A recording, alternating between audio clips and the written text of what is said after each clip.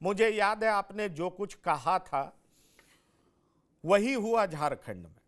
आपने बहुत सारी ऐसी बातें कही और जिस तरह से आपने ठोक के कहा था कि कहीं जमीन पर यह मुद्दा नहीं है हिंदू मुस्लिम का, कहीं जमीन पे यह मुद्दा नहीं है बांग्लादेशी घुसपैठ का, वो तो परिणाम में दिखाई पड़ गया। लेकिन हेमंत सोरेन बहुत बड़े नेता बन करके उभरे हैं और उनको बड़ा नेता बनाने में उनकी पत्नी का बड़ा योगदान है। पर सवाल ये उठता है कि इतना भारी मैंडेट के बीच में हेमंत सोरेन अकेले क्यों शपथ ले रहे हैं? क्या क्या वजह है? क्या कांग्रेस में कौन कौन मंत्री बनेगा ये तय नहीं हो पाया है?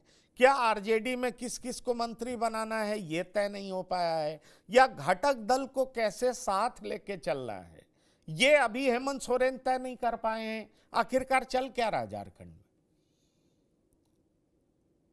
पंकज जी, ये बात सही है कि हेमंत सोरेन का अकेले शपथ लेना इतने प्रचंड बहुमत, इतनी प्रचंड जीत के बाद अकेले शपथ लेना थोड़ा अचंभित तो करता है ये फैसला। लेकिन इसके साथ ही कुछ दो तीन चीजें जो हैं उस पर ध्यान देने की जरूरत है।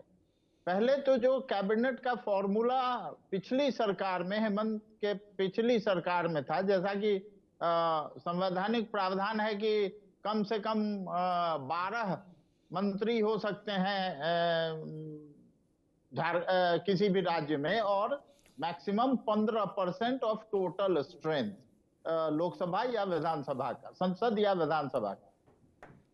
उस हिसाब से झारखंड में मिनिमम भी वही है, मैक्सिमम भी वही है। तो एक तो ये मजबूरी है हेमंत सोरेन की कि वो 12 मंत्री बनाएं, तो अपने आ गए और 11 और मंत्री इनको लेना है। अब इन्होंने जो शुरुआत में जो फॉर्मूला मीडिया में आया, हालांकि मैं आज भी फिर भी कह रहा हूं, पत्रकारिता करते हुए भी, पत्रकार होते हुए भी, कि मीडिया में बहुत सारी बातें जो हैं वो हवा में घूमती रहती हैं। कम से कम झारखंड में तो मैंने ऐसा ही देखा। ये बात सही है कि कांग्रेस में अभी तक ये तय नहीं कर पाया है कांग्रेस ने कि उसके कोटे से कौन कौन मंत्री बनेंगे और कितने मंत्री होंगे। पिछली बार 4 मंत्री थे, उसके 16 विधायक थे, इस बार भी 16 विधायक हैं और 4 मंत्री कैबिनेट का उसको मिलना है। लेकिन उस 16 में 4 कौन होंगे विधायक, मंत्री बनेंगे, ये अभी तक कांग्रेस तय नहीं कर पाई है और उसके अंदर भयानक रूप से ये रस्साकशी चल रही है। हर कोई स्वाभाविक है मंत्री बनना चाहता है।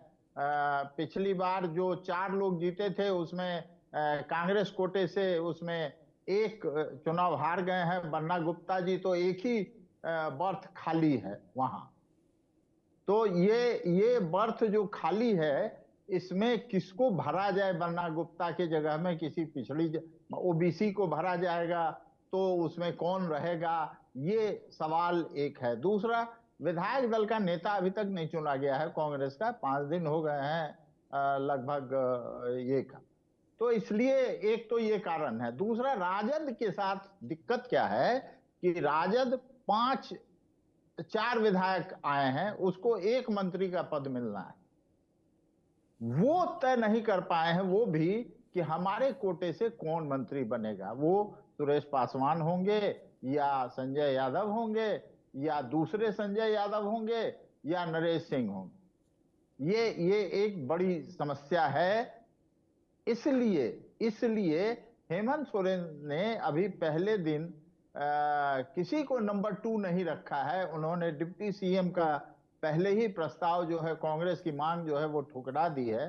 तो मुझे लगता है कि ये हेमंत सोरेन की एक पॉलिटिकल मजबूरी थी कि वो आज शपथ ले लें और बाद में शपथ कैबिनेट का विस्तार करेंगे। इसके पीछे जो राजनीति मुझे नजर आ रही है वो ये है कि झारखंड जेएमएम में भी मंत्री बनने के लिए इस समय जबरदस्त रसाकशी चल रही है और इसलिए इसको बाद में एड्रेस करेंगे हेमंत सोरेन।